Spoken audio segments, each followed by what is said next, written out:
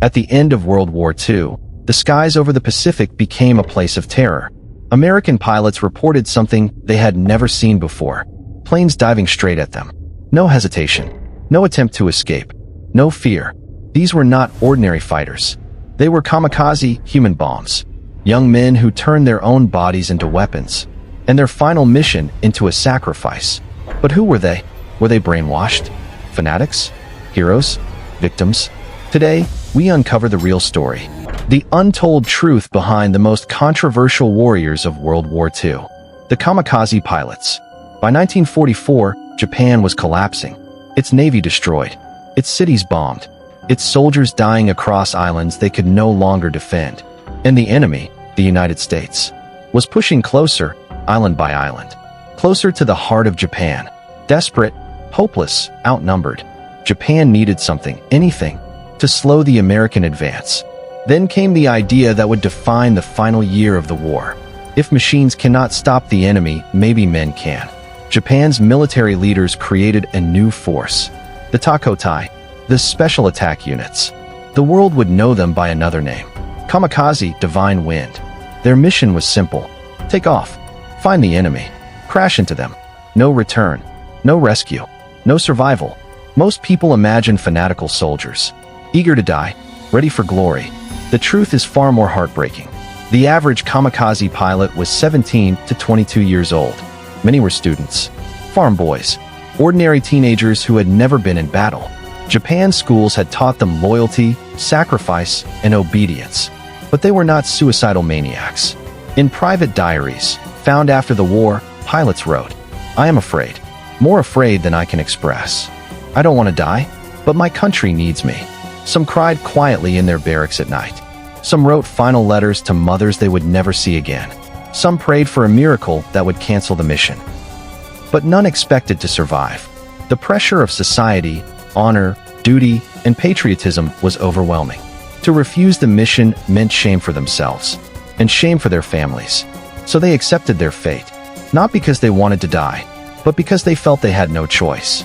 Kamikaze training was not about mastering flight. Most pilots received only 30 to 40 hours of basic flying instruction. Why train more when you wouldn't return? Instead, training focused on steady diving, target recognition, controlling fear, precision impact techniques. They were taught to crash at 600 to 700 kilometers per hour, with a bomb strapped under the fuselage. Some used outdated, damaged planes. Planes that could barely fly, but were deadly enough if they hit. Their instructors told them, "Every second of your life has led to this moment. Make it count for your country." But in private, many instructors felt deep guilt. They were sending boys to die. This is where the human story becomes unforgettable. The night before their mission, pilots were allowed a final feast. Rice, meat, sake, songs. There was laughter, but it wasn't joy. It was pain. It was fear. It was boys trying to be brave. They wrote letters. "Mother, your son will die tomorrow. Please forgive me. Father, I hope I will not bring shame to our name. My life ends at 20 years old.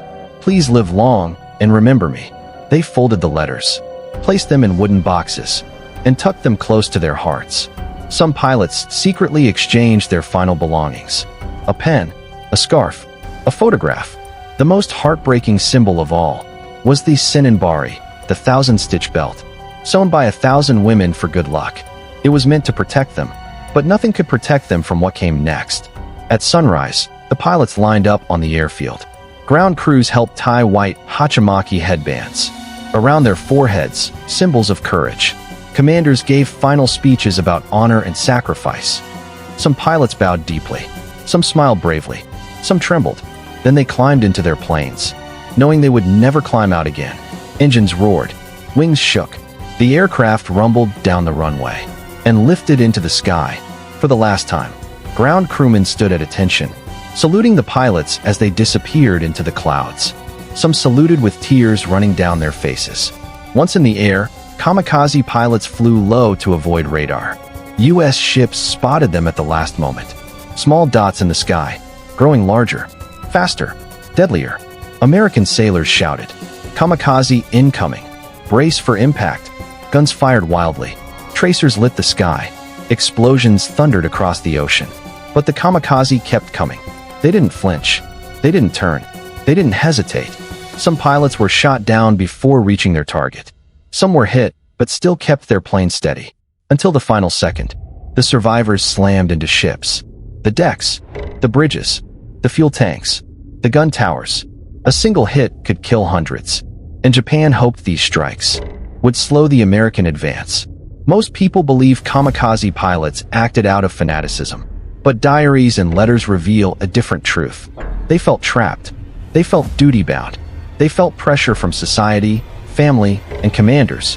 Many did not want to die, but they believed it was the only way to protect Japan from invasion and destruction. A pilot named Yukio Araki wrote at age 17, "If I could live, I would. But my life is not mine anymore." Another wrote, "I am afraid, but I hope my death buys Japan one more day." Their motivations were complex. Honor, fear, duty, love for their families, pressure from their culture, desperation. They were not monsters. They were young men caught in a war they didn't ask for. Despite thousands of kamikaze attacks, Japan could not stop the inevitable. By mid-1945, U.S. forces reached Okinawa. By August, atomic bombs fell on Hiroshima and Nagasaki. Japan surrendered soon after. The kamikaze program ended not with victory, but with silence. Thousands of diaries were left unread. Thousands of letters never delivered. Thousands of young men never came home. Today, the kamikaze remain one of history's most debated forces. Were they heroes? Were they victims? Were they symbols of sacrifice? Or tragedy? The truth is this: they were human, young men with dreams, fears, families, love, pain. War turned them into weapons, but their final letters remind us that they were still boys, trying to understand their fate. Their story is not just about death. It's about humanity, lost in the fire of war. History often remembers the kamikaze as fearless suicide pilots. But look closer, and you'll see the truth. They were the last breath of a nation in despair, the final attempt to stop the unstoppable, and the tragic symbol of a war that pushed humanity beyond its limits. Their story is not one of glory, but one of sorrow, pressure, and sacrifice. If you want more powerful stories from the world's darkest wars, subscribe to Deadliest Forces. Your journey into history has only just begun.